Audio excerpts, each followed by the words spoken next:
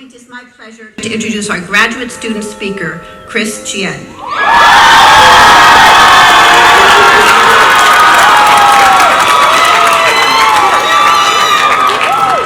We're so happy to have a speaker from the rowdy part of the crowd. Chien is a teacher candidate in the Convert School's teacher education program. He's taught locally in the community, first at Cleveland Elementary as a literacy tutor, and now at Isla Vista Elementary as a student teacher.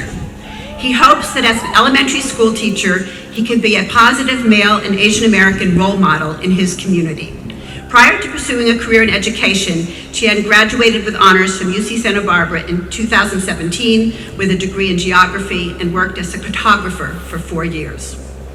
In her recommendation for Chris to be a student speaker, Bethany Ellis, Chris's supervisor in the teacher education program, praised his strong sense of purpose, creative energy, and positivity, which have all been consistently present since the first day we met. She goes on, a strength that became evident to me quickly with Chris is the authentic way he listens to others. Not only does he want to listen to his students and colleagues, to establish relationships and connections, he also truly wants to understand them. As a teacher, this skill is such an asset, especially when Chris shows that he can use what he knows of his students to help make their learning visible and to adapt lessons to suit their needs. He cares deeply about representation and is pursuing teaching in part to be the positive role model for Asian American students that he didn't have himself. He shows up when those around him are hurting and brings his joyful spirit to even the most difficult of situations. Please join me in welcoming Chien.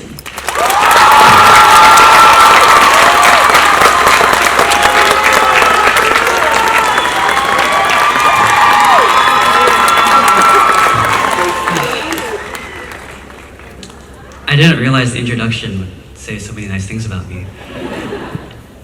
I know I'm supposed to be speaking to all of you, but I'd like to take a moment to speak to Bethany. Thank you for being earnest about me, and thank you for making this moment in my life possible. And now I'll speak to all of you. Santa Barbara! Congratulations. My name is Chien, and as you've heard, I am a teacher, which means I have to take attendance. So real quick, if you're getting your master's degree today, will you please make some noise? That's what's up. If you're getting a PhD today, will you please make some noise? And for everyone here that made these journeys possible, will you please make some noise?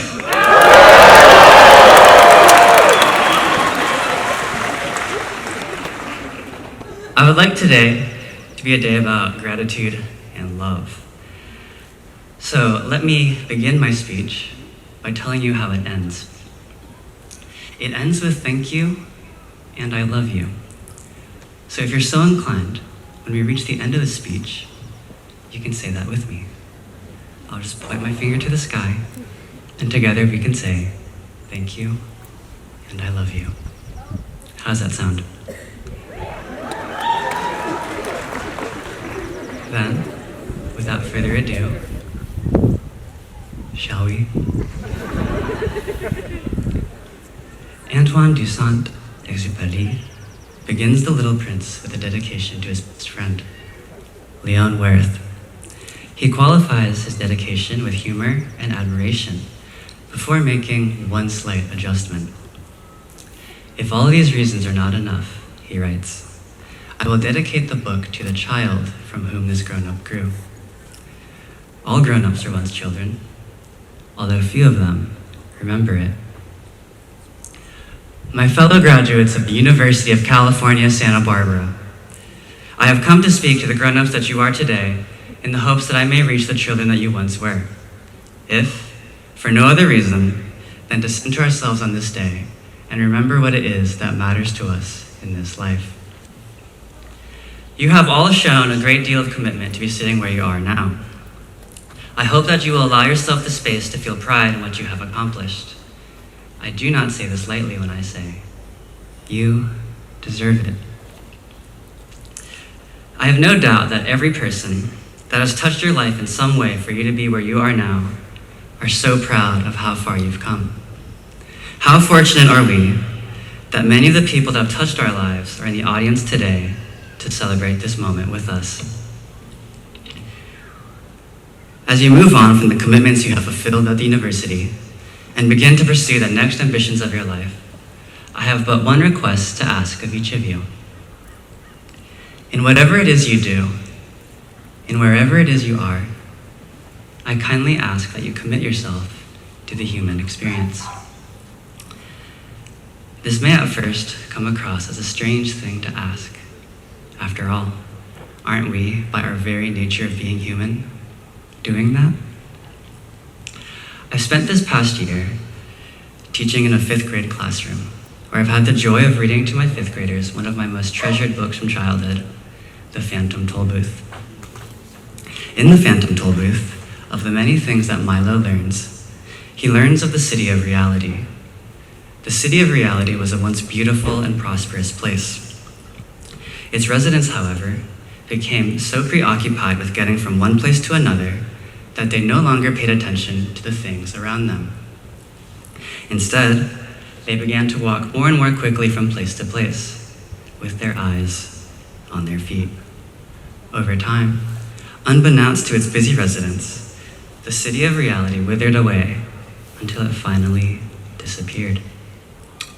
And still its residents walked busily with their eyes on their feet.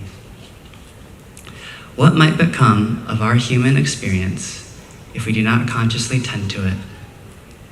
The values of our humanity that we so cherish, such as empathy or rational thought, exist because we continually choose to exercise and cultivate them.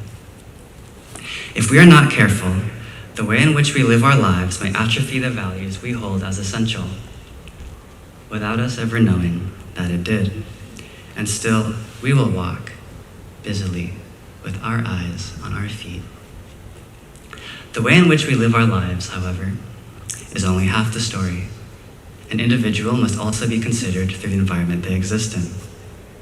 How has our environment shaped our way of life? We live in a time where our lives are now splintered across a stream of digital and augmented worlds that favor facade, loudness, and immediacy. Our ability to be present has become increasingly punctuated by a heightened sense of urgency and demand disproportionate to the stimuli that beckoned it. For many of us, it has become a reflexive instinct to disengage ourselves from the present. For many of those growing up now, that is simply the de facto way of life. What do we risk losing if we are not careful with how we design our world? So, what kind of world will you help create? Many of you are here today because you believe in education as a worthwhile endeavor, as a liberating force for good. The challenge of our generation is whether or not we can continue to cultivate our humanity as we navigate an increasingly changing world. This is the landscape I see before us. I hope that you can take the powers and privileges bestowed upon you from your education and use them to preserve what you hold to be true in the human experience. Above all, I hope that you will see all that you do from the perspective of a child. For they see with a clarity that we often lose over time. I hope that you will see the world from their perspective, for how we live our lives sets the norms for how our children will live theirs. Remember that the things you see that are not as they have to be. We do not need to walk through this life busily with our eyes on our feet. That is why I kindly ask you to commit yourself to the human experience. I would like to invite you now to a more literal landscape, the one that we are in right now. When the sun begins to set tonight, if it comes out at all, I hope you take a moment to look at the mountains.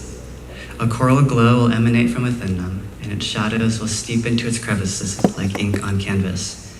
It is one of my most favorite things about living here, and I feel fortunate to have spent so many of my evenings bringing closure to my day with the mountains. I hope that you'll use this moment to once more take pride in the grandeur of your accomplishment, and to feel empowerment in what you will accomplish going forward.